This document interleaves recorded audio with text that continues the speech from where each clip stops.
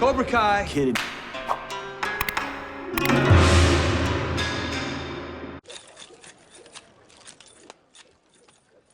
Bonsai, I'm the Cobra Kai Kid, and today I am joined by Julian Graham, who played Marco, the weapons vendor in Cobra Kai Season 6 at the Sekai Taikai.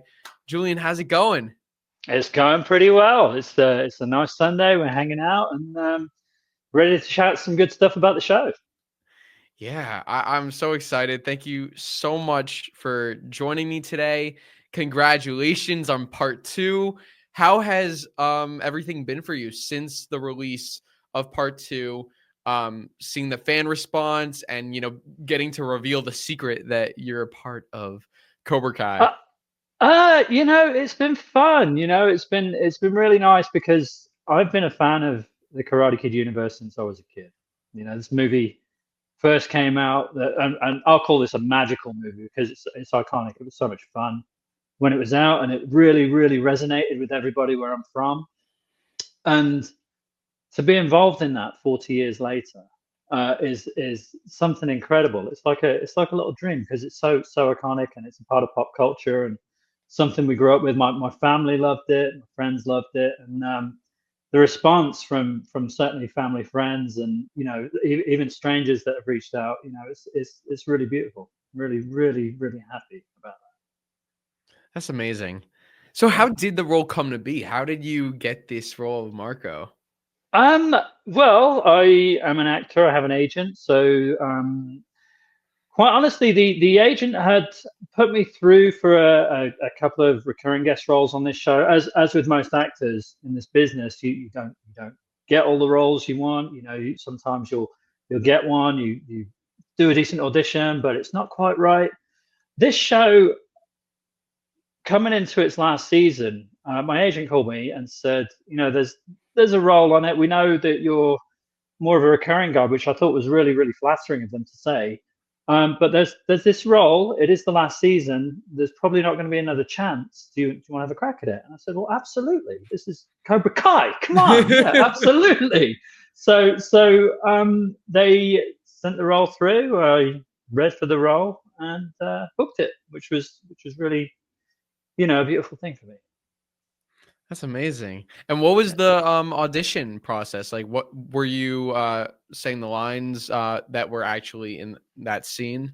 It's actually funny because when they send the sides out, that you get a sort of a mini version of the script they call the sides. When they sent those through, they were what they call dummy sides, so they don't give away anything in the plot. A lot of big franchises do this. You'll see this with Marvel and bigger projects, but this Karate Kid being such a like an iconic piece of material, they don't want to give away any plots because they send it out to a bunch of actors, people start whispering, and then plots get out, and then it's just a nightmare. So with this one, they sent through a version of that scene, but they didn't say who the scene was with.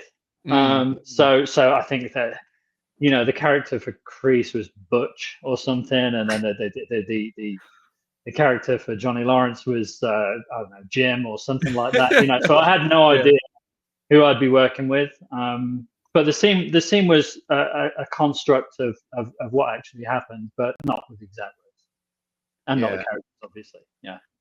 As a fan, because you mentioned you were a fan of Cobra Kai Karate Kid prior, were you able to kind of tell with some of the dialogue, oh, this has to be Johnny? No, I wasn't. To be honest, I thought it would be, maybe some of the younger cast. I thought it might have been Jacob or, Hawk or, Kenny and those guys having a little bicker at the Sekai Taikai. I thought it might be something like that. So for me, it was kind of a real plus, and not to diminish anything with those guys, but the fact that I'd watched these other guys for 40 years, and then for me and my family, it's sort of an iconic thing. To work with those guys instead, I just thought, well, it would have been amazing to work with the younger cast, but for me, it was just a little hint up to work with the guys that I've been watching for such a long time. Yeah. So when you did get the role, like, what was how many days was it from when you got the call from your agent to audition to when you booked the role to when you actually went to set? That's interesting because we shot this back in February, so I imagine I probably read a week before I booked it, and then it was probably maybe 2 weeks before we shot, and I was on set with the guys for a couple of days. So yeah, I think that's probably how it went. Yeah. I could probably look and find out the exact thing, but I imagine it's probably read, wait a week, book the role, then wait another couple of weeks till you actually have your dates, and then that's what happened from Yeah. By the way, I there. just noticed we're both wearing jean jackets. Nice. Oh, you're styling. I'm trying to follow you. I'm trying to follow be you. cool. No, I'm trying to follow you, man. You look great. You too, man. You too. I just had to point that out there. We did not plan that, everybody. Well, hey, no, I mean, I'm just trying to ride your coattails, man. Oh man. So, I wanted to ask you now. I'm blanking out because I was thinking about the jean jackets. Where was Hey, what was where'd I you gonna get ask? yours? Where'd you get your jean jacket? Oh my god! Now I totally forgot what I was gonna ask. It was Don't worry about it. it was something about the days, oh yeah, okay. When did you realize that you would be filming with Martin Kove and Billy Zabka? Like, when did you find out that it was them? That I found out after I booked the role, and it was before I got to set, because a few days before you get to set, they send you the actual sides and the Yeah. actual scene and what has actually changed. So, in that sense, I think I probably found out that I was working with Martin and Billy. I want to say probably about 3, 4, 5 days before, um, and that was like, oh my god, I'm working with this is like John Kreese, the guy that scared the snot out of me when I was a kid. Do you know what I mean? Oh Like, my God. fear does not exist in this dojo. I'm like, oh, shh. Uh-oh. Yeah, no, it was a nice little high. You know, I was like, oh, this is absolutely incredible. Yeah. I love your passion. I love like seeing your passion for the show. And I think that's what's so great about this show is like it's not just a random series that people sign on for. A lot of the actors are fans, and I mean that's just such a like yeah, I see it. That's amazing. Yeah. I mean, it's hard not to be a fan of Karate Kid, isn't it? I mean, how can you Yeah. not be a fan of it? I mean, Yeah. if you watch any of it, I can watch it any time of the day. I've seen it 200,000 times. Wow. You know, and if it's I mean, if it's on, I'll sit and I'll watch it because I mean those guys, especially Ralph and Billy, Marty, Pat, God bless them. You know, the magic that they sewed in that, and obviously John Elveston and the creators. You know, it's something that just stood the test of time. The movie's 40 years old, and I can sit and I can watch it any time of the day, and it holds up. You know, so it's very difficult to not be a fan of this stuff. I think if you've seen it, it's just like I don't know anybody that doesn't love the Karate Kid. I don't know anybody. Yeah. Do you? Who doesn't like it? I can't think of anybody. I think it's just one of the most beloved movies, beloved franchises, and Right. Cobra Kai has done something in bringing back this franchise that has kind of been dormant. Like, you know, other than the Jaden Smith reboot, it was just this past franchise. It wasn't still going like Star Wars or Marvel, but now this is going to be a franchise that like I feel like is just going to keep building because of Cobra Kai. Yeah. I mean, maybe they'll you know, maybe they'll bring you on as a writer or something. You know, how cool would that be? Oh my God! And maybe they'll pit me against Sensei Wolf. You know, who knows? Bring it, Lewis. Marco versus Sensei Wolf. Yeah, that'd be fun, wouldn't it? Did you get to meet him on set? Because you were in the same like location. Yeah, you might want to ask Lewis about that. I was there when Wolf was there. I'll say that. Oh, yeah. Interesting. Yeah. Okay, yeah. you can't. You're getting cryptic now. Okay. We'll have to solve. We have the. It's nothing bad. It's nothing bad. Yeah. All good stuff. The Cobra Kai fandom is like always taking clues and hints and doing Yeah. things with it. So I'm sure someone will figure something out. Yeah. You'd be the guy to do it. Oh my god, I love doing that stuff. I love doing that. Yeah. It's so A fun. little sleuth, little Cobra Kai sleuth. Let's find out. Well, it's interesting because season 1, just started off as like, what's it called? Like, I think seasons 1 and 2, they showed, clips from the finale. They would like, it wasn't so secretive. Like now, because the show has grown so much, it's become like this, like, like with Marvel, how they hide certain character returns, like the Terry Silver return in season 6, like, in season 1, maybe like that wouldn't, maybe there wouldn't have been things that they would be keeping secrets, but now it's like we're keeping these secrets because of how big it is, and it just is a testament to how massive the story has grown and how fans just like take everything. Have you seen the fandom at its best? I know you're part of it. I have. Everybody, I love seeing this stuff, honestly. And I sat with Ralph and chatted with him because we were. I was just day one. You get to set, and I'm a guest in their house, right? This is their house, this is their thing, and you get to a set sometimes, and you wonder, and I did especially, how these guys are. How are they? Sometimes you get to a set and there's a star that really doesn't want to talk to anybody, not because they're mean or anything, but because they're concentrating so much on their job and they have to do stuff. And then other times you get to set and some people just don't want to be bothered talking to people. But I got to this set and everybody was just so cool.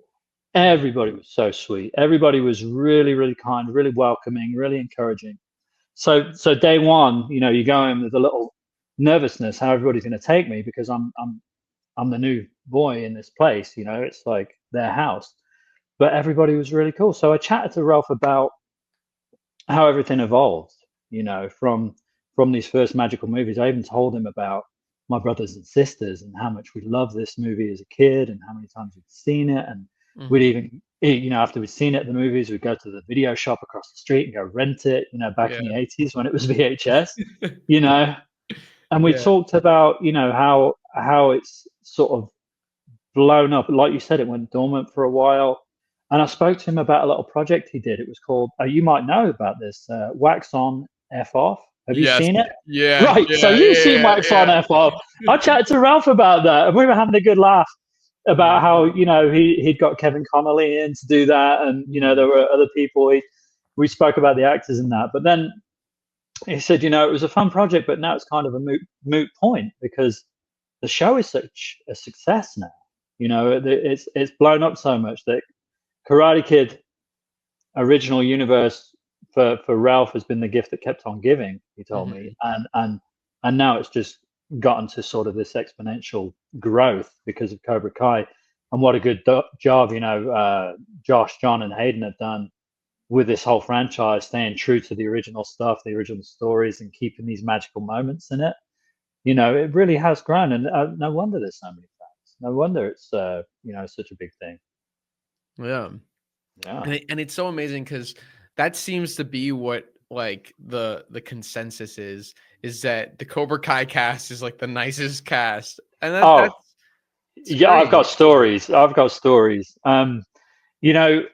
did put this out in an Instagram post, which you've seen, but I do have to get to this because, for sure. Day one, test the waters, see how everybody is. Everybody's really cool. I ended up chatting to Marty, and I mentioned to him that I remembered years and years ago. I mean, I'm showing my age a little bit here now, but years and years ago when I was a kid, I'd seen Martin Kove with my mum on. We used to sit down and watch a show called Cagney and Lacey, which was a cop show with two brilliant female leads. But Martin Kove was one of the lead detectives in it. And I remember over 40 years ago sitting with my mum as like a 5-year-old or a 4-year-old and sitting and watching Cagney and Lacey. And I had a good chat with Martin about this. We spoke, we kind of bonded over this, which was really cool. And he was really just a super nice guy. But he was interested in me and my journey as an actor. We had lunch together. We had a laugh about all the fun things he did, like standing in for Sean Connery back in the day, you know, long before Karate Kid. And, you know, it was funny. The second day, I went to set, and they have a transpo van which transports all the actors to set. I was on it before Martin, so I sat in you know, maybe 2 rows behind him. And he got onto the van after me, but he didn't see I was there. We got to set, maybe a 5-minute drive, and we're all getting off, and I kind of squeeze past, because it's kind of an awkward squeeze, these little vans sometimes, to get out. So I jumped down the steps too, and I see Martin getting off, and not like he needed the help, because he didn't, but I offered him my hand, and he took it, and he came back down, and he looked up and he smiled at me. He went, "Oh, you're here." And he went, "Hey, I got something for you," like that. And I was like, "Really?" And he was like, "Yeah." And he pulled out, and I've got it. I had it for this. Oh my interview. God. Yeah. I pulled it. He pulled it out. Wait. Oh my goodness, wait, I'm gonna put you full screen. Wow. Yeah. So this right Can you here. read what it says? Yes, I can. So he put to Christine and Julian. Let me just read it this side. Regards from the 14th, right? Regards from the 14th, and it was the 14th precinct in the show, Cagney and Lacey. Enjoy, Marty Isbek Kove. So Isbek is the character that he played on Cagney and Lacey, and then he put at the bottom, AKA John Kreese. Oh my God, Julian, that is awesome. Can you believe it? Like, this guy, and it doesn't really stop there, because my mum passed away 5 months before I booked this job. Now, Marty didn't know that. So he gave me this headshot, and eventually I told him, you know, she's gone, and his response was, "Well, then that's for your mom in heaven," you know, which he didn't have to do that. He didn't have to do any of this. You know, I'm like I said, a guest in their house, you know, and he's just gone out of his way to do something really beautiful like that. I mean, what does that tell you about this guy? What does that tell you about this cast and this crew, and, you know, how everybody is there? You know, it was just one of the sweetest things. This is something I will never forget, ever. And you know, as an actor, you sometimes get to work with, you know, all the stars and the big names, but it's things like this. It's just, that's going to stay with me till I'm gone. Trust me. You know, it's just really, really wonderful thing to do. Yeah. Yeah. No, it's crazy, right?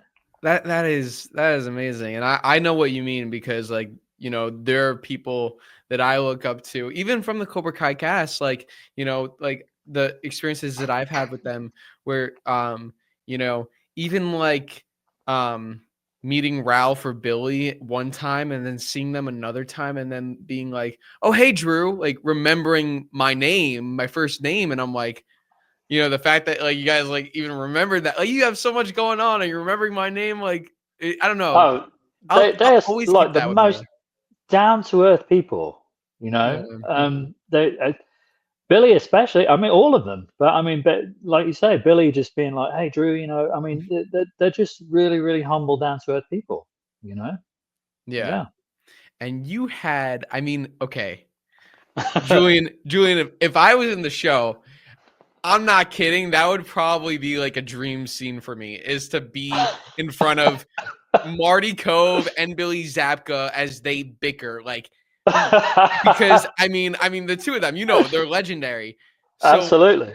I mean, what was the feeling? I know, like, you're acting, you're in character, but you're also in front of these guys. How'd you do it?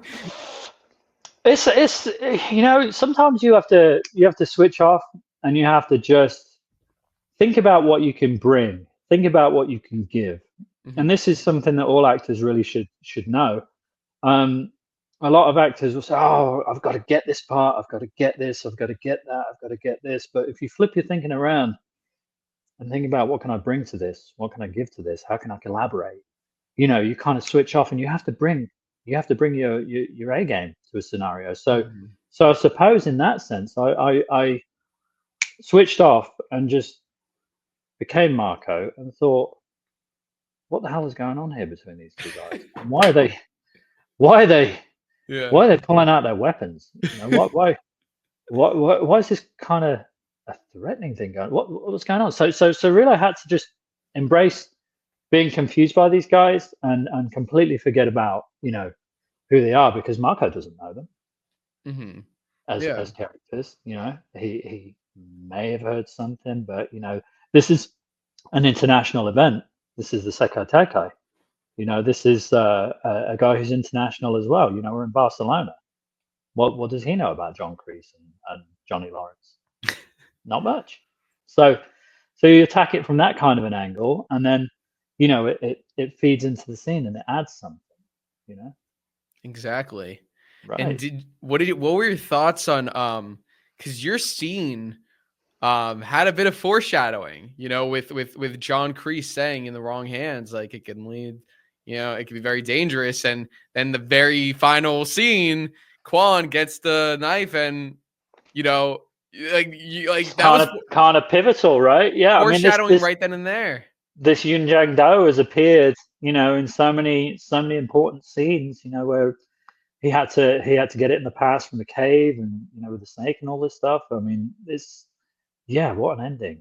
And by the way, my head nearly exploded episode 1 of, the start of episode 6.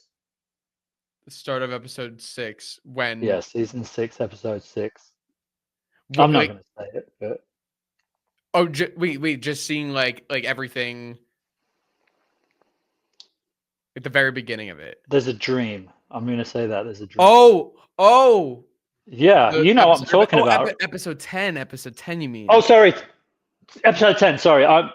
Because they're doing it in parts, yeah. 10, no, you're right. You're good. Absolutely right. Yeah. No, Holy. No, Did my brain explode? My brain exploded. Oh, I was like, wait, what?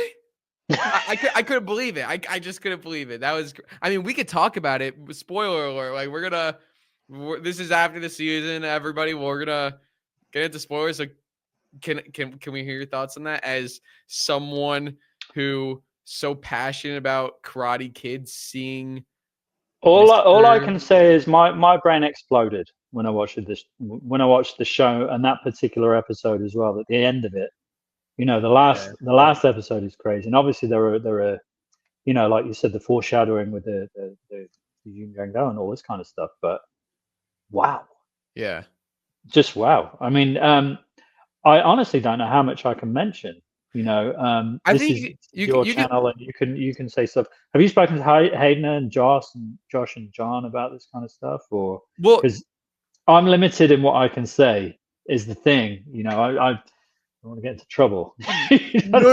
I totally understand. So now that the season has, or at least now that part 2 has come out, I put disclaimers on my channel, like right after it came out, like on the 15th. I'm not like posting pictures and videos of like, oh, here's what happened, here's who died. But like, right. But then when I do spoiler videos, I'll say, okay, this is spoilers. So like, I think at this point now, everybody knows, and we'll preface it again. And I feel like if people are watching these videos, like if they're sitting through these videos, they've already watched it. So, it's totally okay with me. I've been talking spoilers, so you're totally okay to get into what happened in part 2, since I think most of us have already seen it. So I think a lot of people have seen it, but yeah, I guess without me giving away what happened, all I will say, like I said, at that particular moment, just yeah. And what a job these guys have done. Yeah. Even from season 1 all the way through. I mean, what was on YouTube Red before it was on Netflix? I seem to remember. Yeah. Were you watching it on YouTube Red? Yes, I was. Were you watching it? Did you like watch the trailer when it came out, and did you watch it as soon as it dropped, or did it come out and then you're like, oh, let me check it out? That's a good question. We're going back 6-7 years, so I know, yeah. Yeah, I can't remember, but I do know I did watch it. And what I will say is that whenever I've watched it, I've always binged it. Yeah. Because I can't stop watching it. Once I start watching it, I can't stop. So I get it done in like a day or 2 days or something. Yeah. Because it's just one of those things that, oh, what's going to happen next? What's going to happen next? And you want to jump into it. So, yeah. Oh, of course, of course. So with your scene, what's really interesting about it is like, and that's what the show does so well is like, there aren't like there's times where it can be very serious, but it also has those comedic undertones. And you know, your scene is very intense. You have these two guys like with weapons who are threatening each other, but at the same time, it's kind of comedic because they're going back It's and hilarious. forth about like you know, like Grease is saying this, Johnny's saying this.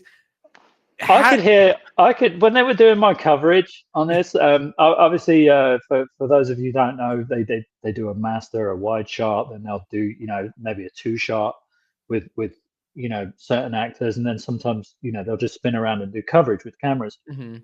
So when they were doing my coverage, and I was reacting to these guys, like, what the hell is going on here? All I could hear was laughter from Video Village, which is where the producers and the directors are sitting with their headphones and watching Oh everything my on the god. screen. You know, so I would kind of hear them laughing in the background and just have to ignore what they were doing because of my reactions to what was going on. They were all howling, having a laugh about it. Wait, but were Martin Kove and Zabka delivering lines? Yes, So wouldn't that have I gotten suppose what I would say is that it would be towards the end of the scene where I'm just reacting and I can hear them all laughing right before cut, which Oh, okay. they can edit that in sound. You know, they're such clever guys. These Yeah. you know, the editors. So, but yeah, I remember that. I just think I remember that, and then I also remember when they were doing my coverage when Billy came with some of his lines to me. We'd already done the scene a couple of times before this, but there's one thing he said that just Oh made god. me laugh so much. So he's delivering his lines to me, and I kind of go like this, like that, and then he goes like this, like that, and we got through it. We got through it, but right afterwards, he was like, "Asshole, you're making me laugh," and I was like, "Yeah, I know, I smoked. I'm sorry, you know." Like, but actually, what I was really happy about was after the first time we did it, and how I was reacting as Marco. Billy was really kind just to say he just started laughing and he just went, "That was awesome, man. That was so awesome." You know, and it's really nice to have an encouraging, collaborative, you know, bunch of people around you. Yeah. Was there any improv done either on your part or on their part? Yeah, well, I say improv, they edited some lines right before we went. Right. So I've spent a couple of, well, you know, you have a few days with the sides and you kind of know what you're saying and you've kind of run it a couple of times. So, okay, I'm solid with that. Then you get to set and then they change a couple of things. But it wasn't really massive stuff. It was only like a couple of words here and there. So it's not really a big deal. The essence of the scene stayed the same, but they just made a few technical changes to the Mhm. dialogue. Not a big deal. You know, it's really, you know, it's not like we were on a set the dialogue was so heavy. There are some shows. Aaron Sorkin is a well-known writer and director who does this a lot. He writes reams and reams and reams of dialogue. And I chatted to a guy called Jeff Daniels about this, who's a brilliant actor. I voted for him in the SAG Awards, and he told me when guest stars come to the set, they'll have reams and reams of dialogue, and then Aaron will just go out and rewrite everything. Wow. And then on the day, they've got like 9 pages of really crazy dialogue. And this is exactly what he said and how he said it. He said, guest stars come to this set, they get an edit, and they go like this. And yeah, no, so it wasn't anything complicated. Long story short, it wasn't complicated, and it was pretty simple editing of the dialogue. Oh, cool. Yeah. And also another really cool thing, a few weeks before season 6 part 2 dropped on Netflix, Netflix released exclusive images from the season. There were only like 7 images, and my man, Yeah. you were in one of them. So it was a shot of Kreese and Johnny facing off against each other, and you're right in the Me in the back, back, like staring like, at them, like what the heck's going on, dude? I literally broke down that image. Like I did a video like discussing like that image and like what your character was and what was going on, and like, Right. I remember Martin put out he put out one of those images and he put false eyes on me that were kind of going backwards and forwards oh my like this. god. He added it to his story. It was like, have you seen Who Framed Roger Rabbit? He kind of put cartoon eyes on me, Okay, and the okay. eyes were going So funny. like this. It was really funny. Yeah. And somebody else commented. I remember seeing that image came out, and somebody else commented like, "Who the hell is this guy in the back? He looks a bit like Ralph, but it sure ain't Ralph." And I was like, "It's really funny because, you know, when I was younger, there were certain people that used to call both me and my brother Danielson because of like the complexion, the dark eyes, the dark hair. And when I sat with Ralph talking to him, I was like, holy cow, you know, we could maybe be related. I was looking at his eyes, I was like, this is weird. It kind of feels like I'm talking to somebody I'm related to. Yeah. But yeah, it's fun. Well, that's awesome. I need to see that one. I missed that video of yours, so I'm gonna take a look at it, the breakdown of the image. Yeah, all good. Yeah, you have to check that out. I'm gonna. Awesome. Yeah, what were you do you remember like where you were when you I'm assuming that just dropped and you were just like you had no idea that that image was coming out, right? No, I had no idea they were going to release that image. I probably was just at home. I follow both Billy and Marty, so I think it came out on their feeds, you know, and it was interesting. It was interesting, you know. It was nice to see. It was nice to sort of add to the fact that this was a somewhat pivotal moment, you know, something that there's going to be called back to later on, perhaps. You know, Yep. like we said with the Yin Yang Dao and all this kind of stuff. Yep. Yeah, Definitely. can't remember exactly where I was, but it was nice to see. Yeah. That's awesome. Yeah. So I also read on your IMDb that you were a former police officer and a boxer. Yes. Yeah, can you talk to us about that and how those things came to Absolutely. be, and then how Yeah. you I'm like a man of many lives. You know, it's yeah, let's interesting. hear it. Yeah, This is I went straight interesting. out of school, straight out of senior school in the UK, and joined the police force. I did that for a couple of years. Now, that's a really tough job. You know, at a young age, I joined it, you know, 18 and a half, I Mm, think the limit was. And it's a tough job. You know, it was a great job, something I really enjoyed, helping people first and foremost. But at that young age, I realized, you know, this is something they want you to do for 30 years. And I was young enough to make a career change at the time. Um, and I went into a different career as an IT consultant for many years. Um, but my biggest passion in the world and in my life at the time, from being a young kid, was boxing. Absolutely, I would have loved to have been good enough to go to the Olympics. You know, I wasn't, but I was competitive. I competed for 11 years. I boxed at 4 different weights. wow. Managed to win some very minor titles in the UK, regional stuff. You know, nothing you're going to write home about. Nothing like these guys who are winning, you know, national titles or going to represent the country or the Olympics or that kind of stuff. But it was something I really enjoyed. One of my favorite things. And I actually got injured on my Mhm. right shoulder. I had 3 surgeries on this, and actually dislocated during a fight Ooh.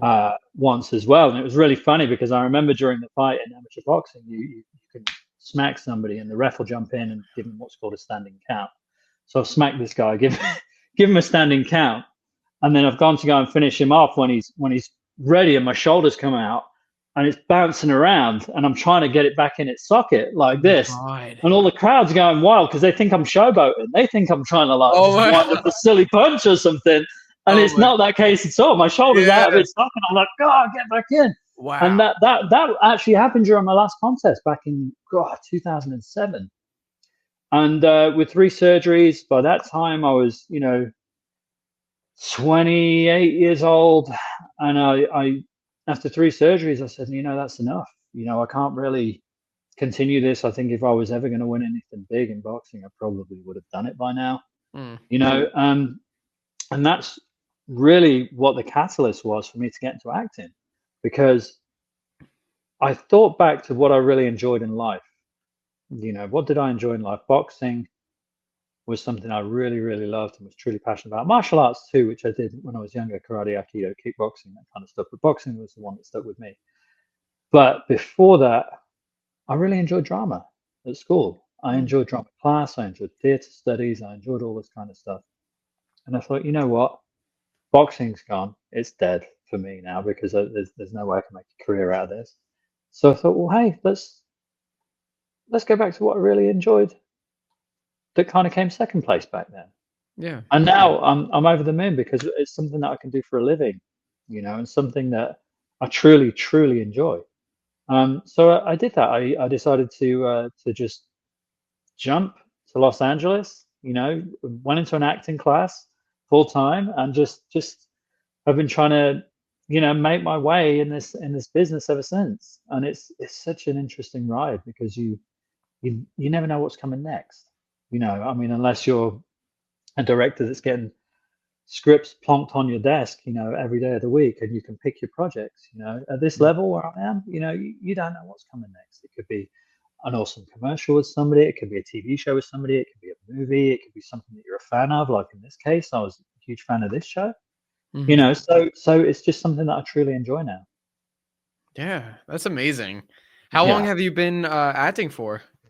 This officially, I mean, since I went to acting school, I did a year-long conservatory program. So I suppose you would say 15 years. But 16 years ago, is it 16 years? Yeah, it's about 16 years. I went to that acting school, went for a year. So then 15 years trying to make your way and learn and build your way up. And God, there are so many interesting things that you learn along the way about the casting process, about how to get an agent, about how to work in certain scenarios and scenes, how to analyze a script, how Mm. to get the tone of a show, all this kind of stuff you learn, trial and error. You learn this from coaches and from people who've come before you, but you just rinse, repeat, and keep going, and you eventually learn, to where you start booking work, and I think you just carry on and just keep learning. Yeah, that's a good point. You never stop learning is the thing in this Yeah. business. Even while seasoned actors, you never stop learning. You're always discovering new things in this business. Yeah. Were there any skills that as a police officer and as a boxer that you were able to take and incorporate into the acting, like skills that kind of carried over? Yeah, I mean, there's a lot of physical stuff because I've done some very minor stunts, stage combat, stunt choreography, even fight choreography. I did a stunt on a show called Dexter many moons ago. I did some boxing on a show called General Hospital many moons ago. It certainly helps if you're going to get physical, and it certainly helps if you're going to do stuff for, like, let's say, for instance, I was going to play a detective, or I was going to play somebody that needs to take somebody down. Already have this real life experience of taking somebody down, Mm. and being physical. But it's very different actually when you think about it, because in real life, especially with boxing and with fights, and you probably learned this from a lot of the guys you already spoke to from the show. In real life, everything's really tight. So if you're boxing, you're throwing punches and you're really tight. Whereas in screen, everything is really big, right? Mhm. So it's not, when you try and sell a punch, or you try and make something look extravagant and impactful, it's very different to real fighting. So you have to Yeah. kind of retrain yourself, because for me, I would be very tight with a lot of my moves. But now I realize that with stunt and stage combat, you have to be a lot bigger. So you just have to retrain yourself. But the fundamentals are there. You just have to adapt. When you watch Cobra Kai and Karate Kid, do you think about that stuff when watching the fight Yes, choreography? absolutely, I do. Oh my God. I tell you what, that kid Brandon, holy moly. Woo! Can that kid So move? good. What? He's really, He really is good. brilliant. Wow. Oh my God. And Raina Yeah, Valandingham, who played yes. Zara. Well, she's real life as well, right? So she's Yeah. like a taekwondo champion and all. Yeah. I mean, Crazy. they've done really well. They've done really well to get these kids and adapt their moves You know, I mean, I couldn't do anything like Brandon. That kid, it's like watching Van Damme in his prime, isn't it? You know, these guys, really, really good stuff. But yeah, there is quite a difference when you look between the guys in the original movies and how the moves have evolved from the 80s until now. Mhm. You know, everything's way more showy and way more flashy now. Yeah. So, right? Yeah. Yeah. Yeah. And also it's like, because it is a TV show, they want to put in some flashy moves, you know, like they want to like, you know, do some things that are just like fun to watch, even if it's not the most realistic fighting thing, which I mean, it's fine. That's, you know, it's entertainment at the end of the day. That's exactly right. It's entertainment, and I love it. I love all the flashy stuff. I think it looks really, really cool. You know, I wish I could do those jumping spin kicks. Maybe I have to go back and do some stretching or something. Get Find my old bones Zapka. going. Find Zapka Yeah, and right. Kove and Actually, that's funny because I bounced around with Billy.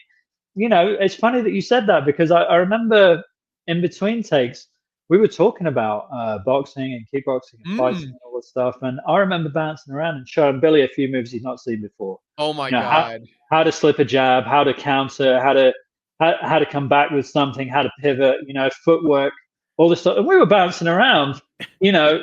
He was showing me a few things, I was showing him a few things. It was just really, really fun, you know, to be bouncing around with Billy Zabka. You know what I mean? It's like Johnny Cross that off Lawrence. the bucket list. Right, exactly. So I'm jumping around with those guys. Yeah, really funny. It was interesting as well because Ralph in between takes as well would still be doing, you know, some stuff. You know, I'd sit there and look, and I would see him.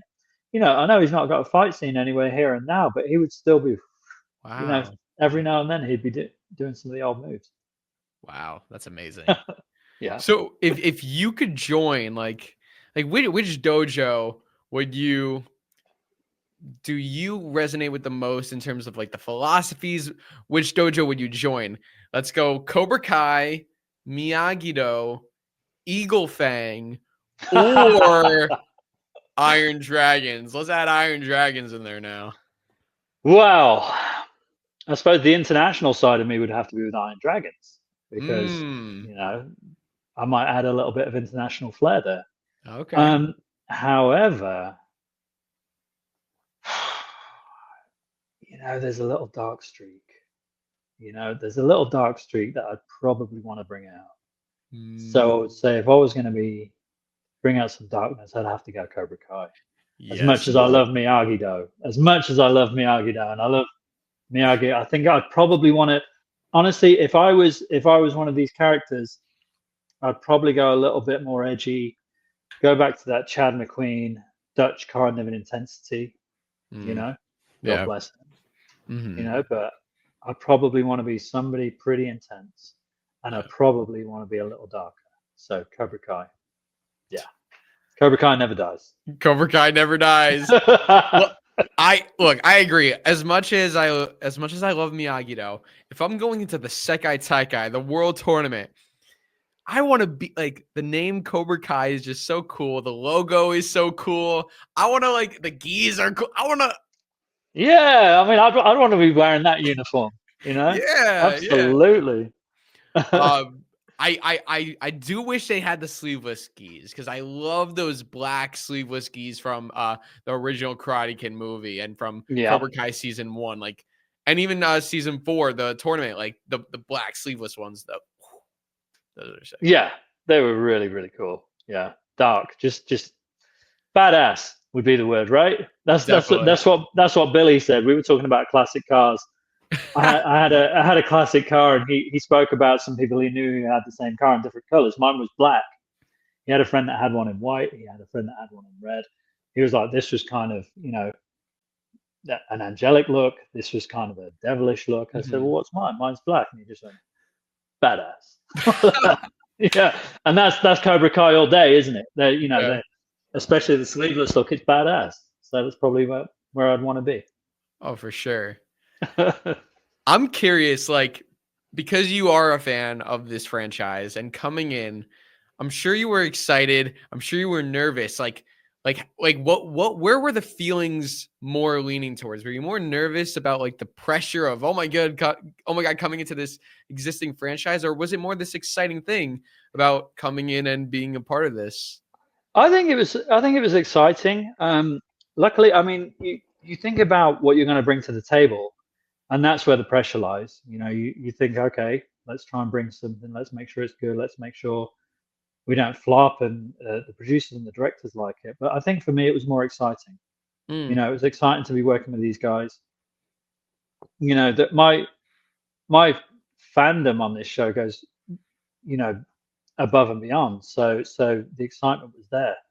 Um, I just thought about something when you said I'm a fan of the show. Here's a little interesting story for you. mm, I'll d- my wife and I met my wife. We've been married 7 years now. She's an actress as well. I met her at an audition many moons mm, ago. It was, you know, great story. But we picked a place in Los Angeles that we always used to go to, right? A beach. She loves the beach. I'm not a massive fan of the beach. I do like the beach, but she's the big fan of the beach, right? So, you know, Los Angeles, you can go anywhere, Huntington, Santa Monica, you can go Manhattan Beach, you can go to Zuma Beach, Malibu, wherever you want to go. We were just driving up PCH and we decided to get out and pick this spot. And this mm. is like 7, 8 years ago. We just picked it and we just kept going back. That's our beach now. Okay, that's where we're always going to go. It wasn't that busy. We're always going to go there. Picnics, whatever else. I find out maybe 4 years later, after we've been going there for 4 years, this very same spot. It's the beach. It's Leo Carrillo State Beach, where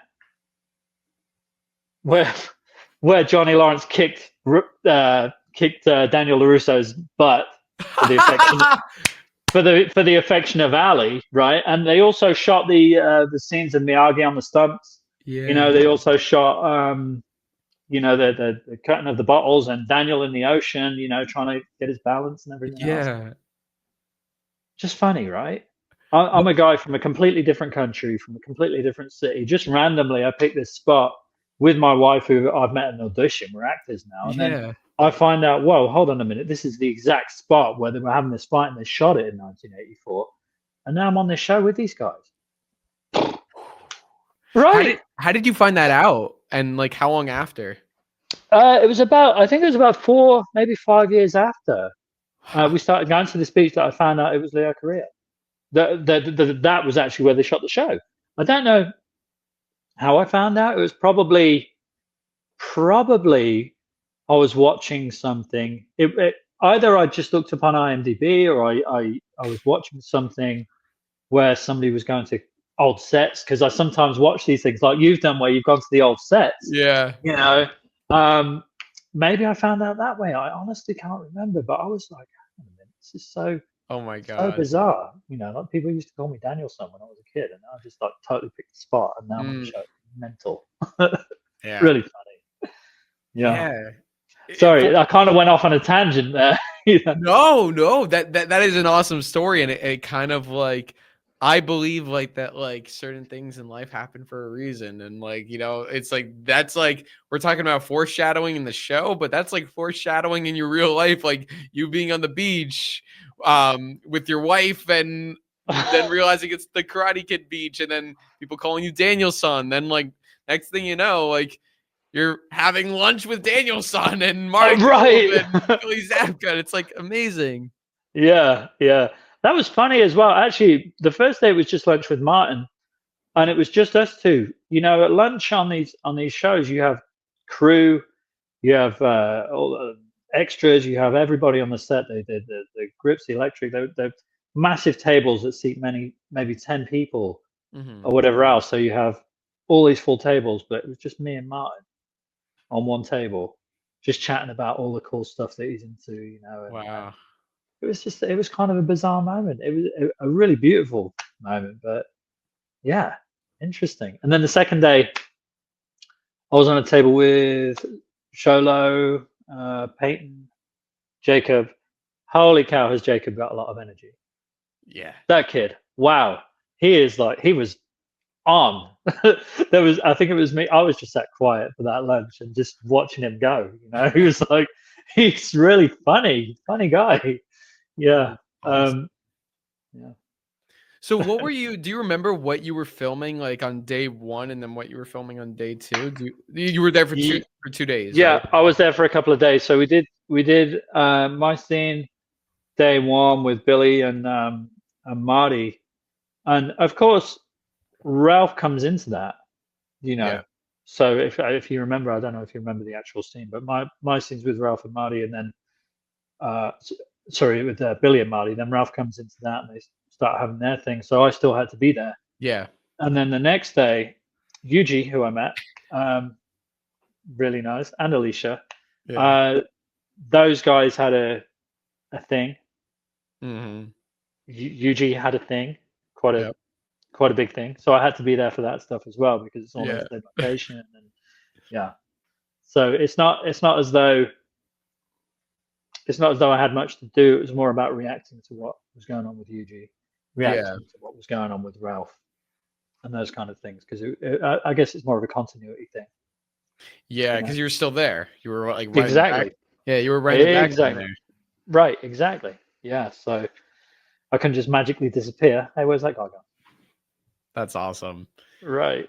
So what would you say has been like the biggest takeaway for you from being in the Cobra Kai franchise, meeting the actors, working on this show? Like what will you take away from this whole experience? Ultimately, that all these guys are just wonderful to work with. Absolutely wonderful to work with. Really down to earth. Um, that would be it because it's what you hope for. It's what you hope for when you go and work with people that you've been watching for such a long time. You hope that they're going to be awesome. You hope that you think, can they be as awesome in real life as they are on screen? Can they be Yeah. such cool people? And that is my biggest takeaway from this show. And that goes, I think, for the producers and the directors and everybody else who was so welcoming and, it was just such a good environment to be around those guys.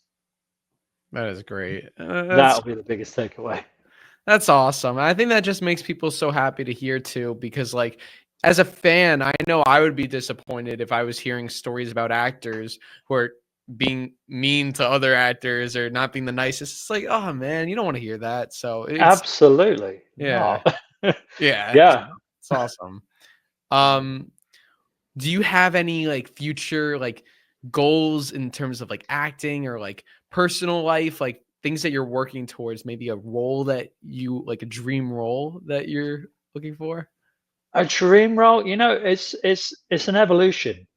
Hmm. Um, as an actor, you start out, you learn the ropes, you make mistakes, you learn from those mistakes. You start building up and starting to book and get into rooms, and there are moments where you're doing the wrong thing, and you learn, you get better, you grow. So I think luckily for me now I'm at a point where I'm going into rooms with casting and with producers for really nice projects, Hmm. and I feel like it's going to be well. A lot of actors are dreamers, I would say, but a lot of actors are also aspirational. They want to work towards something. I'm lucky enough to say that I've been reading for projects that are with really big production companies, and this one not least. But they're going forward, big productions and really big actors. And some of them I've looked up to for a long time, much like in this show, but with much more meatier roles. So a role that would be perhaps a regular role, meaning you're in every episode of the season. Your character has more to do. Um, so yeah, there's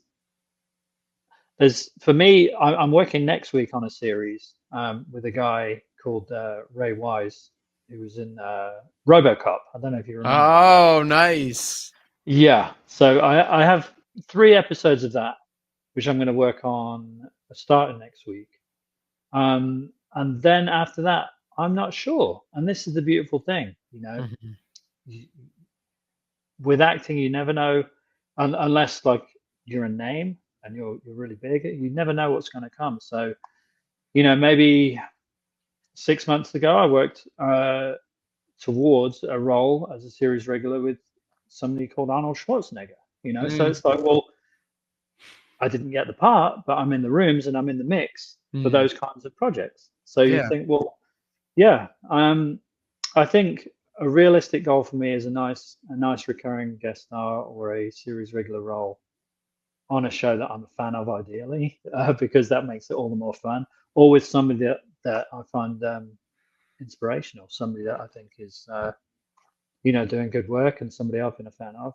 You know, Yeah, that would definitely. be it. That's amazing. Hmm. And for anyone out there watching right now who wants to get into acting, do you have any advice for someone who wants to do that? Yeah, I would say go for it with expectations. So in this business, you have to have a thick skin. It is a very, very tough business, number one, because there are so many people that want to do it, and there are so many great, talented people out there. You have to understand that there there are odds in this game, and I think I can put it like this, and I don't know the exact phrase, but you think about Michael Jordan, and he Hmm. talks about his success and how much success he has and how many people talk about his Hmm. success. But there are people that don't think about the 500,000 shots that he missed Yeah. before he got to where he had to be. So if you're going to do it, I would say you'd have to go into it 100%. I would say if you're somebody who wants to be an actor, I would say certainly get formal lessons. Take a class, take it seriously, take it like a job, and be able to accept rejection well, and know that there are so many reasons that you can be rejected for a role. It's Hmm. not any one thing. There's a multitude of things that will book you a role. It's not any one person that says, okay, that's our guy. They, even for this show, they might have had to go, okay, the director likes him. We've got to go to four more producers. They all make decisions. Now we've got to go to Netflix. Is this guy okay? And not only that, think about this. Even for this role of Marco, there were probably 3,000 guys submitted for this role. Wow.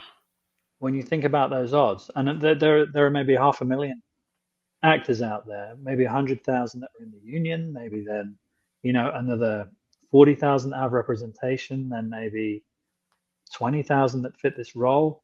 Okay, and then maybe 3,000 submitted it, and casting have to go through all the beautiful, wonderful faces of all these brilliant guys that could have done this role. And Hmm. they have to whittle down from that 3,000 to 30 or 40 that actually get the chance to read for the role. And then maybe 4 or 5 get the chance to go to producers and director. And then finally, that one guy gets that role. So Wow. these are the odds that you're working with. Whenever you book a role, or whenever you get into a casting office, who are seriously considering you and your talent because maybe they've seen you read before, maybe they've seen you in a play, maybe they've seen you in another role, and they're considering you, and they say, hey, maybe this guy might be good for this. You've already won American Idol at that Mm. point.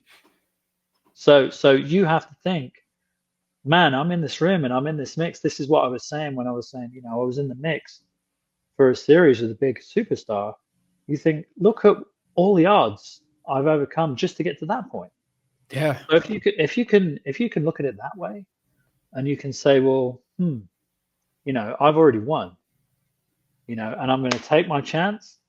And if it doesn't hit, I'm going to wait for the next one. And I'm going to take that chance. And if it doesn't hit, I'll wait for the next one. And I'll wait for the next one, and then it's Cobra Kai. Mm. And then I'll wait for the next one, and it'll be a series. Then I'll wait for the next one. I'll be the lead in a movie. This is, you know, you just work towards what you can give as well. That's the other thing. I would say don't think about what you can get, think about what you can give and how you can contribute to Mm. a project, how you can collaborate with people. Think about it that way. And then know that this is just a really fun, rewarding business. Mm. But it's also pretty tough because there are many months as an actor when it can be lean. There are months when, it's raining, it's pouring, you get lots of opportunity. But there are months when it's just dry, and you don't know what to do. Nothing's coming in. So I would say Mm. be savvy and plan. Plan if you're going to do it, and treat it like a business, because that's really what it is. I think that's a lot of great advice. I appreciate you for sharing that. Thank you. I mean, I think there was another Mike. Speaking of Michael Jordan, he didn't make his high school basketball team. So, I mean, See, and look where he is now, you know? exactly, right? So that's it. I mean, just go in with that attitude, go and thinking about what you can give, and think about dedicating yourself, and 10,000 hours and all this kind of stuff, just go in with a good mindset. And I think you're probably going to do well. But just Yeah. understand it's a business and understand the odds. Yeah. A bit of the Cobra Kai mentality of never accept defeat. Exactly. Cobra Kai never dies. Cobra Kai never dies. Strike first, Yeah. strike hard, no Strike mercy. first, no mercy. No Become an mercy, sir. actor. Yeah, exactly. Yes, What about sensei. you, Drew? Are you going to do this kind of stuff? What do you think? I think Oh, you'd be pretty good, man.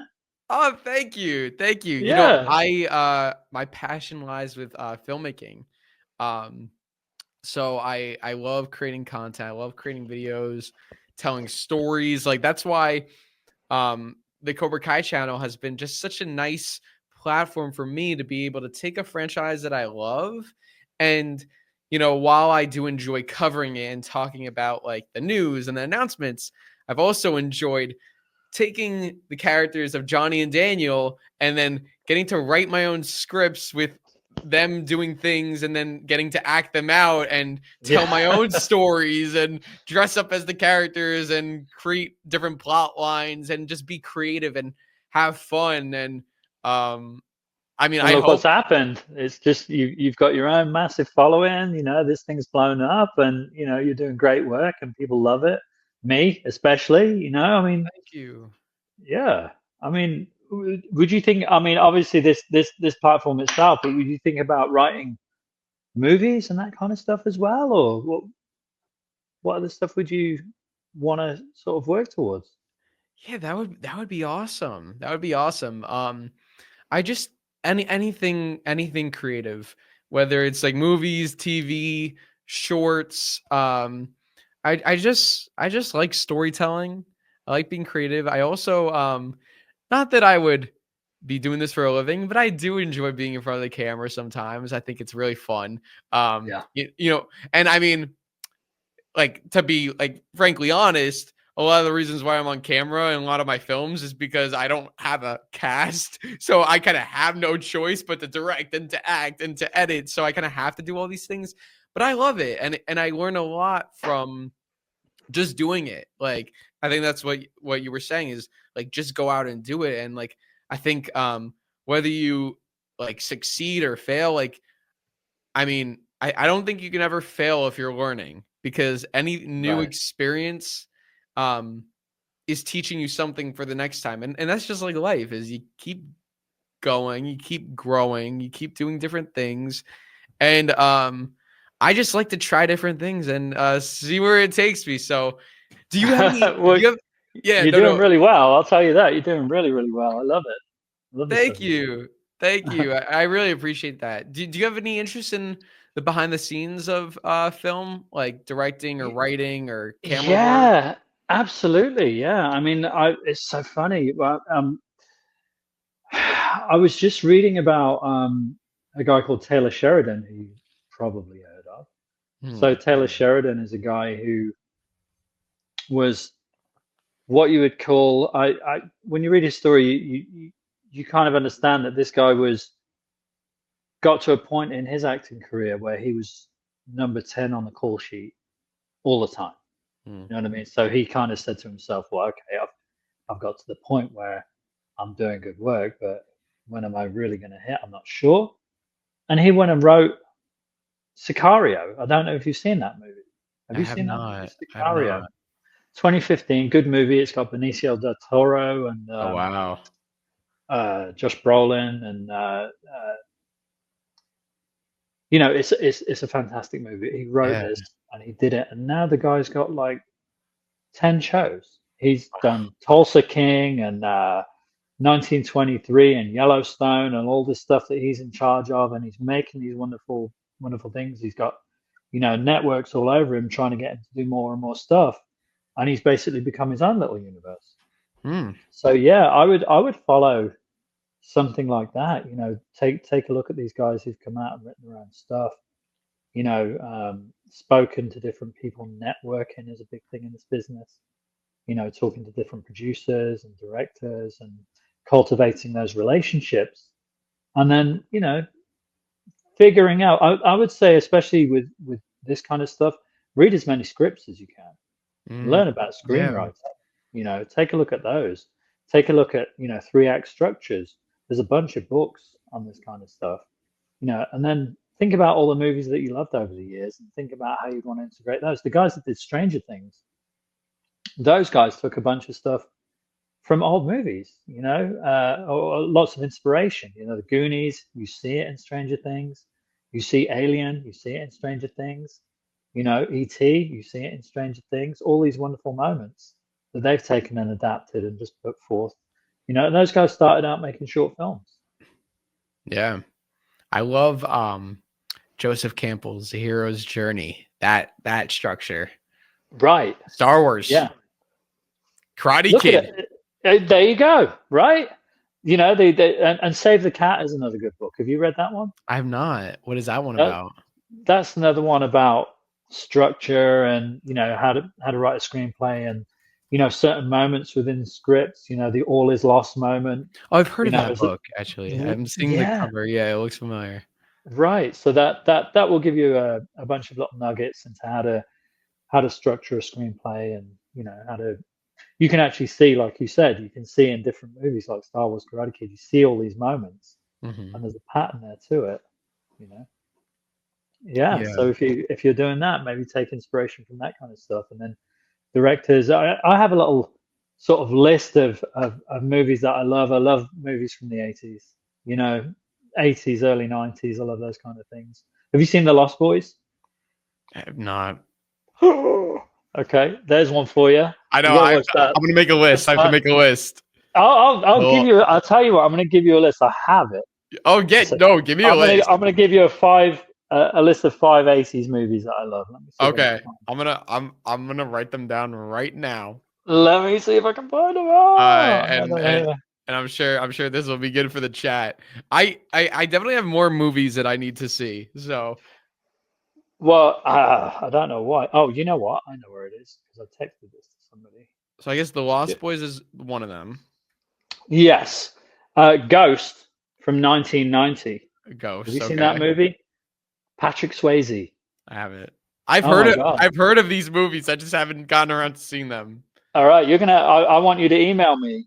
Okay. Watch I will. These. Ghost from 1990. I really loved that one.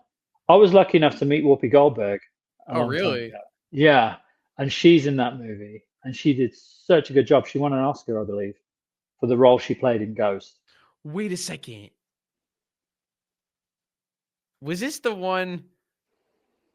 Was Ghost the one with was this the pottery one or no? Yes. Ah! Okay. Yeah. Have you seen that movie? No, but I know that scene is classic where they're doing the pottery together. Oh, yes. My love, my darling. Yeah. Okay. Watch that movie. Oh my God, it's one of my favorites.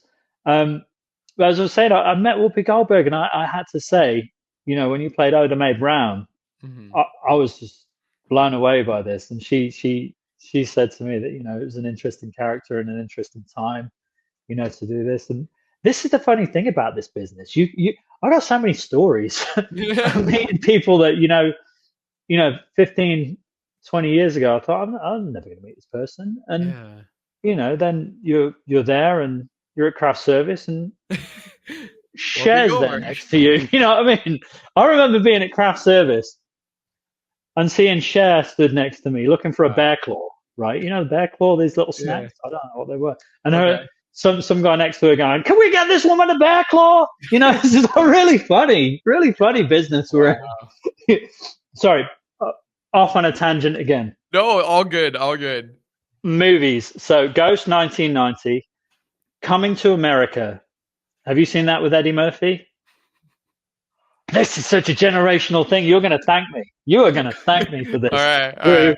Right, here we go. Okay, so Ghost 1990, Coming to America, I believe, was 1987. The Lost Boys, Dirty Dancing. Have you seen Dirty Dancing? I've seen Dirty Dancing a while ago.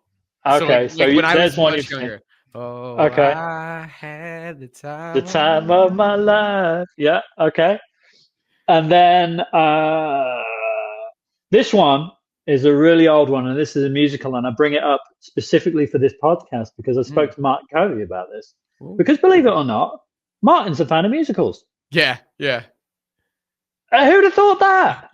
What about John Kreese? Oh, yeah, right. I'm like, hang on a minute. No mercy. You're scaring the bejesus out of me when I'm little and you're into musicals? I have to share something really quickly funny with you that he says in interviews, like and maybe you've heard him say this before. He talks about, I'm not really like John Kreese. I'm an emotional guy. I cry at supermarket openings. That's what he says. Right. I love it. It's kind of true. You get that vibe when you actually chat to Martin. It's like, hang on a minute, this guy is so tough on screen and somebody who just embodies everything that is bad about Cobra Kai, especially in the first movie. What an evil guy, and the second one, at the start of the second one, I spoke to Billy Zabka about this when he was choking him out. And then you sit with him and it's like, I like musical theater, I went to see Hamilton, and it's like, huh? Man, you were doing a really good job as John Kreese, because you're not not like that guy at all. Excuse me. So I spoke to him about an older actor, and this is when sort of parlayed from our conversation about Cagney and Lacey when he was on that show back in the 80s, and we were talking about old actors. He loved Steve McQueen, these guys, and I very much admire a guy called Yul Brynner, who you probably haven't heard of. No. Lots of people, but this is just again a generational thing. But Yul Brynner is this bald-headed leading man who was he had all kinds of different, like a mixed ethnicity, but such a powerful and commanding presence. And I used to watch it with my brothers and sisters when we grew up. There's a movie from 1956, and it's a musical, and it's called The King and I. And that is really, I would say, watch that one as well. It's not an 80s movie, but take a look at that movie. And so many guys from Marty's generation took inspiration from Yul Brynner, because I remember sitting and listening to Arnold Schwarzenegger talk about Yul Brynner as inspiration for Terminator, because Yul Brynner played a robot in this movie called Westworld many moons ago, and Arnold took inspiration from him when he played the Terminator. Yul Brynner played many moons before that a robot in Westworld, and he would move his eyes before he moved his head. Oh my goodness. And that was something that Schwarzenegger brought to the Terminator from watching Yul Brynner. So he's a guy I admire, Yul Brynner. And that movie, if you've added that to the list, let me know what you think when you watch it. I will. Yeah, I will. So I got The Lost Boys, Ghost, Coming to America, Dirty Dancing, and The King and I. Boom. Okay. I'm going to check them out. It's excited. Like this. I'm the generation kind of in between Martin Kove and you, I think. Yeah. Like granddad, dad, sort of kind of thing going on here. Hey, Karate Kid Cobra Kai is a generational story. Yes, it is. Yes, it is. Lucky for us. Lucky for us to be able to experience both. Definitely. 100%. Oh, that's awesome. And for everyone out there listening, now they have 5 new movies or old movies. Yeah. Depending if you've seen them before or not. Yeah. I mean, yeah, check them out. Let us know what you think. Definitely. I can't. Ghost is probably my favorite. Yeah. I think. I know the clay scene. It's like the pottery scene. That's just iconic. I just know of it. Well, exactly. That's it. I would say E.T. is on there as well, but everybody's seen it. You've seen E.T. I've seen E.T. Of course, everybody's. But like a while ago, though, I could definitely use a rewatch. Yeah. Brilliant stuff in that movie. Awesome. Yeah. Well, Julian, thank you so much again for joining me, for talking about Cobra Kai, about movies, life, everything. Like, I love the passion like that you have for the show, and like of course, like bringing all your skill sets to this show. It's just like This is awesome to see someone who's so grateful for the opportunity and like for the show to be like a part of it, and then getting to talk to you now and hearing these behind the scenes stories. Like it's amazing. Like I appreciate you for coming on here and for sharing it with all of us. Thank you. Thank you for the privilege. This is a privilege. This is a privilege for me to be meeting you, to be sitting and talking to you, and you know, admiring you as you go on and carry on with everything that you're doing. It's so entertaining. I really, really enjoy it. Thank you. Hey, if I'm ever in LA or if you're ever in the East Coast, I'm in New Jersey, so we could put together a Cobra Kai film or something. We could do an in-person. I don't know. I'm all in. I'm all in. You just give me a call, mate. You drop me an email, give me a call. No big deal. We will jump into something together. I'm fully on board with that. And by the way, I mean we're currently in Atlanta. My wife and I, we were in Los Angeles for I think 14 years. So I'm East Coast too. So we're in Atlanta Oh, right now. Yeah, wait, you're in where? Atlanta. Oh, Atlanta. Oh, okay. Yeah. Oh, Yeah. so I guess that's for Where Cobra are Kai. you? You're up in New York? New Jersey. New Jersey. Okay. Wait, when did you move to Atlanta? It's been about 3 years. We sort of chop between the two because that's an interesting thing. There's opportunities, and this is another thing for actors as well. We're part of the SAG-AFTRA union, right? So I mean, you've heard all about the stuff with the strikes. You know, I've seen Yeah. conversations. You know, these are necessary things, but you know, being a union actor in LA, in California, and you know, in New York, it's fruitful in certain aspects. So for us commercially, and this is something that actors do, you know, obviously that you act in commercials, and quite honestly, with commercials, you can make a better living, you know, when you're at a certain level. Mm. The union commercials are very, very big in California, not so much in Georgia, because Georgia is something called a right to work state. So you have fewer commercials here. So my wife and I, we travel between the two. We jump Okay. around. Yeah, yeah. So we're sometimes here in Atlanta, sometimes in LA, but commercially, LA is a really, really good place to be for TV and film. Both are very good. Atlanta and Georgia itself as a state is not as good commercially. So it's interesting. You have to remember what I said about being an actor and paying attention to business. Yeah. You have to pay attention to what kind of work is where, and that varies state to state with tax breaks and union requirements and all this kind of stuff. It's very, you know, it's quite a business. Yeah. Where do you prefer outside of like the acting in terms of like just like the landscape? Where do you prefer, LA or Georgia? Yeah. You know, there are pros to both places, Yeah. but you cannot beat the climate of California. Southern California, LA, you can't beat the climate. You just can't. Beaches. Oh, yeah. I mean, the beach is a good drive from Atlanta, whereas LA, like you said, beaches, we'd be straight back to Leo, Korea. We go every time we go back. Yeah. You know, so it's impossible to beat the climate of Los Angeles, Southern California as a whole. So I would say it wins in that sense. But there are also many pros to Georgia as well. You know, the roads are very good. The clean it's very clean. Hmm. You know, that there are big tax breaks for business. But again, I suppose that's going back to acting. More humid down here and bigger bugs. Have you heard about that? No. Oh Big old God. bug. Oh yeah, God. yeah.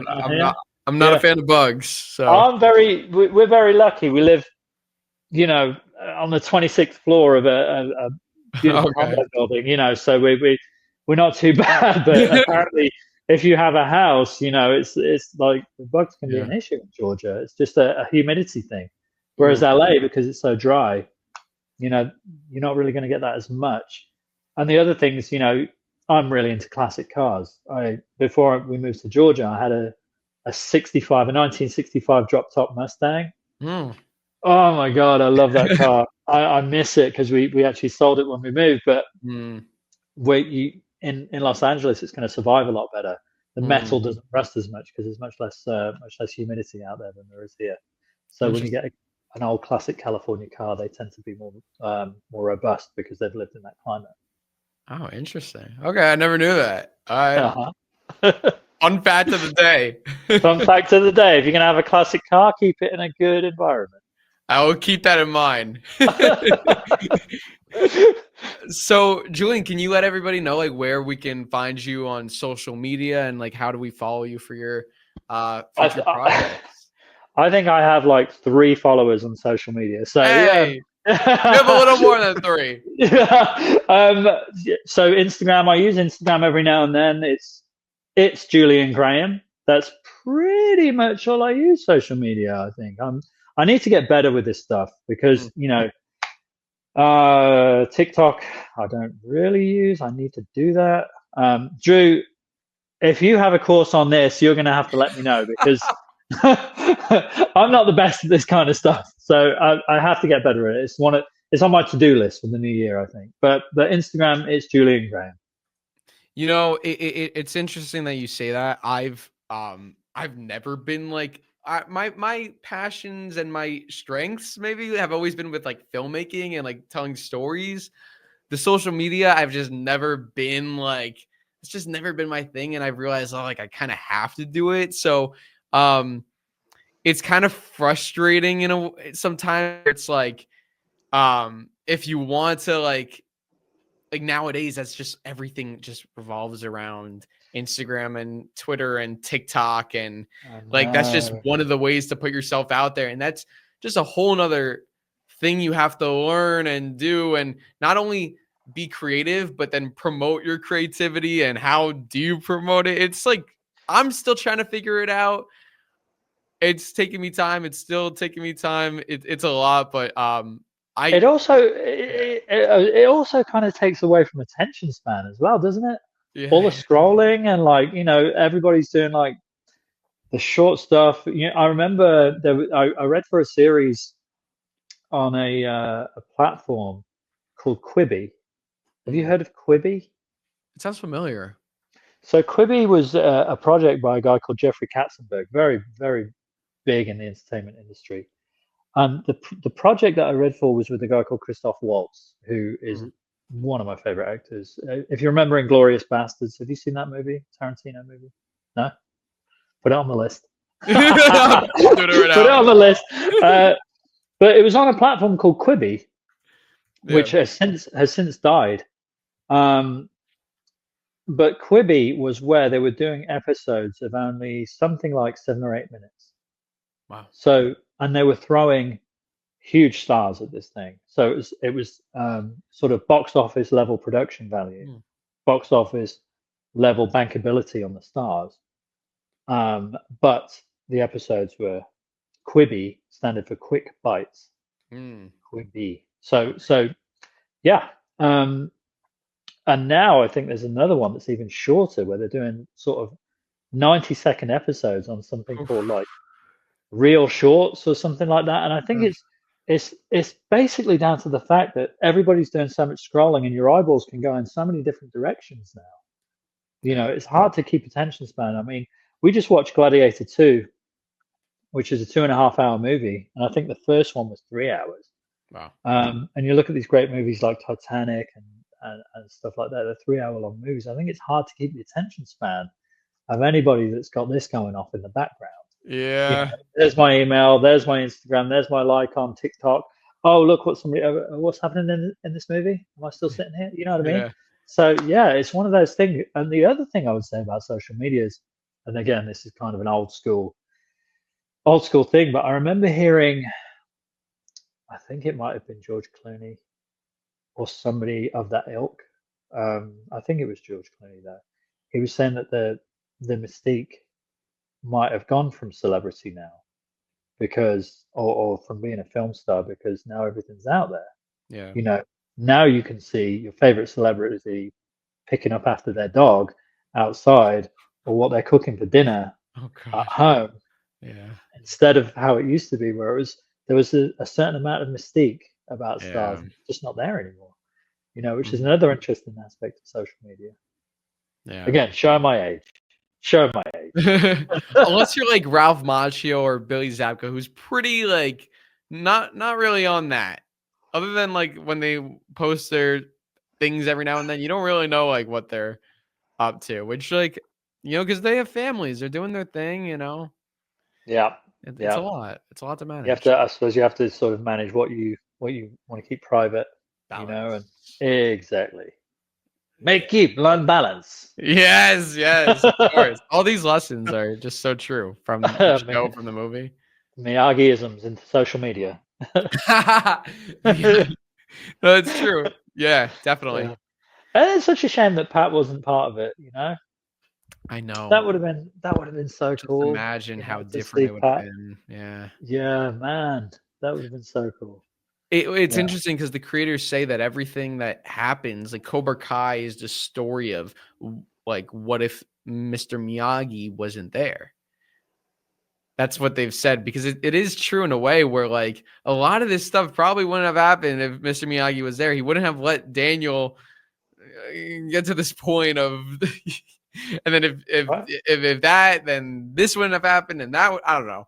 But you never know. I don't know. Yeah. I mean, it's just magical, really. That relationship between Daniel and Miyagi just was really the magic source, you know, and Yeah. it carried forward, and it really, I think it got what it deserved when you think about it, because it was three movies that were all really good.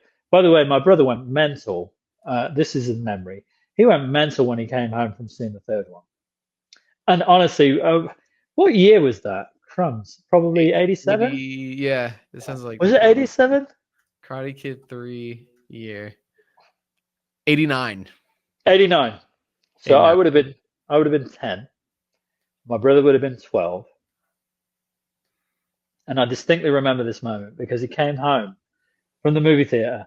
He went, this is how excited he was. There's this new guy. He's the bad boy of karate. His name's Mark Barnes. And there's this other guy. His name's Terry Silver. And he's like really duping Daniel into thinking that he's going to win the tournament, but he can't because the bad boy of karate is kicking his butt all day long, every day. And Daniel can't do anything. He's like, your karate's a joke and he can't do anything. And then they get to the tournament and he's scoring points and he's losing points and he's kicking Daniel's butt and Daniel can't do anything. But then he comes out with this new stuff that Miyagi taught him called kata, where he's like, like this, and then he's like, "Oh, Mark Barnes looking around, he can't do anything," and then Daniel gets the points and wins. And I'm like, I didn't care that he completely ruined the movie for me. I didn't care that he completely ruined the movie for me because he was so excited. Do you know what I mean? This is the level Oh of my excitement we god. had, and the fact that they've carried all that stuff forward, and they've been able to use the original characters, and they've been able to use original stories and timelines and weave that in, this magic source that I'm talking about. They've been able to weave it into a show and make it so successful. It's just been really, really beautiful to watch, and it's nostalgic, and it brings back these fun memories of these relationships that you have with your family and relationships you have with your friends and how you felt when you watched the original stuff. Yeah. Oh my, the fact that we were just talking about like TikTok videos and like short attention spans, like you could like make like a 30-second video describing the events of Karate Kid 3 just like you did for people who don't want to watch the full movie. And then Right. boom, we put that on TikTok and like it'll blow up. Yeah, but maybe that's what you write. Maybe you write and produce that. Yeah. So We there's go goddamn recreate some Daniel, Mark Mr. Barnes stuff. Miyagi, the Kata, and then Mike Barnes, and then Terry Silver, and then the tournament. You actually did that was a really good explanation. Well, that was exactly what happened with my brother. Exactly. Wow. Oh I my told him god. about that. I told him about he couldn't remember. But Yeah. yeah, when I spoke to him about it, So it was funny, just reminiscing. he must have freaked out when he knew you were going to be on the show. Oh yeah, yeah. He's got 4 kids now. So he's kind of passing that stuff on to his kids. Yeah. He's they watch the show, which is interesting because now their uncle's on the show, which is really Yeah. fun. Yeah. But he passes on those old Karate Kid nostalgic moments and movies to his kids. So it's a big thing. It's a big thing for him. Yeah, absolutely. That is Yeah. awesome. That's really cool. Yeah. My uncle was on Cobra Kai. Funny. Yeah, I think his for my family especially, it was really fun, especially for them to know how nice these guys are, especially Yeah. as well. Because it's funny, it's kind of strange, but we kind of all have a little hand in show business. my sister, this is funny. I have two sisters. One of them is a stand-up comedian, and she runs around the UK. Stella, she does these gigs where she's on stage telling jokes and having fun. My other sister, 25 years ago, was a pop star. Wow. Yeah, really weird. When I talk about it 25 years later, you Yeah. know, it's really funny. She toured with bands that you might know, like NSYNC and the Backstreet Boys and Ooh. those guys. Yeah, it's funny. And my brother, who I've just been talking about, was an illusionist. He did magic, performed magic on cruise ships. Mm, You know, he was a that's headlining really act. cool. Funny, right? Yeah. Oh, that's interesting. Wait, what is your sister's name? Which one? The one who was a pop star? The pop star, yeah. Melissa. Melissa Graham. Yep. And she toured with NSYNC and Backstreet Boys. Oh yeah. Yeah, back Wow. in the day. That is Yeah. awesome. You That is looking her up cool. now? Yeah. That is sick. That is so I cool. know. I know. Funny, right? That's awesome. Wow. So your whole And family, you guys are, she was a massive fan of Karate Kid too. that's Yeah. amazing. So you guys Mhm. are all doing like these different things, you know, you with the acting, her with the music and Yeah. the magic. Yeah, that's I know. You're funny, right? Yeah. that's great. I don't know where we all got this kind of sort of creative spirit from. Probably from my mum. She was a businesswoman, so it's not like she was in entertainment or anything. But she did have a passion for entertainment. But she was a businesswoman. She ran a string of boutiques back in the town where we grew up. So she had Mhm. eight boutiques that sold women's fashion, the clothing. Mhm. So she sold ladies' dresses and or everything to do with women's apparel. She sold and she basically managed eight boutiques, Mhm. owned and managed all of them. So that's what she did for a living. Wow, Yeah. that's amazing. I'm So sorry she for your loss. oh this is thank you. Yeah. Thank you. This is something that you know you never get over, but something that you learn to live with, as they say. You know, it's just one of those things. It's life, is what it is, and this is something that's going to come to all of us. You know, not to take it down a notch, but it's something that if you can prepare yourself. This is something I'll say actually, because my mum's not able to see this little successful moment of mine, and going forward, she's not going to be able to see any other successful moments of mine. And my dad left us 20 years ago. So to the young kids watching this who hate your parents because they won't allow you to get the latest thing, or they hate the parents because they got to go do their schoolwork, or you hate the parents because they won't let you watch Netflix till 3 o'clock in the morning, or anything else, take a moment for them. Take a moment to give them something back. Take a moment to give them a hug. Take a moment to just let them know that you appreciate them. Mm. Because nothing's forever. So take this beautiful thing we call life, embrace it, and embrace your parents too. Because for me, they'll never see what I do going forward. And luckily for me, we had a good relationship. And luckily for me, I was there to be with my mother when she left us. But if there are any small regrets I have, it would be that I wish I probably did a little more to appreciate both my parents. Give Mhm. them a little more back. So young kids watching this, give your parents a little more back if you Mm. can. You know, Yeah. just small things, little small appreciative things. They'll love you more for it. Mm. Thank you so much for sharing that. Appreciate it. Absolutely. Anytime. Anytime. Yeah, I really appreciate it. Do you have any messages, any other messages that you want to give to the Cobra Kai fans out there who have been following the show and who have seen your performance as Marco? Messages for Cobra Kai fans. I'm so appreciative of everybody that watches the show. Without the fans, the show is nothing. Mm. Um, the show needs you guys as much as you love the show, you know. So thank you, everybody. And I hope that there are a billion spin-off series that come off of this thing. I hope that it goes on. That I hope they change their minds and season 6 isn't the last season. You guys I get know, to do yeah. a whole bunch more. And you guys, you know, maybe Drew, you should, excuse me. I'm sorry, I drank my coffee. Excuse me. Oh, you're good. Drew, you should probably create some kind of platform that the fans can vote on, and you can create all kinds of stuff off of that, you know. Ooh, but okay. I would say the creators of the show, I'll probably speak for them as well as all the cast. You guys are appreciated by everybody, even from somebody like me who's only been in it that much, you know. To have this wonderful fan base, to be able to sit here and talk to a fan like you, Drew, is just incredible. And the support and the love that everybody gives to this show, it's just overwhelming. It really is. It's a wonderful thing. So thanks. Thank you, Julian. I appreciate it. You're an awesome guy, and getting to talk to you has been an honor and a real pleasure. So, like, thank you for. You're awesome. Like, I love your personality. You're great. You're the best.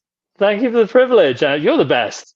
Around. Are we getting into a little bromance here? Is that what's happening right now, Drew? You're the best around. You're the best.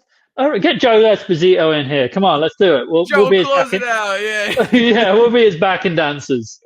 Oh my god, that's great. Get your sister in to be the backup dancer. And hey, she would do it. I'll tell you, that would be funny. My sister and Joe Esposito doing a cover of "You're the Best," and me and you in the background with pom poms. Could you imagine? That would be so much fun. Now I have that picture in my head. Oh god.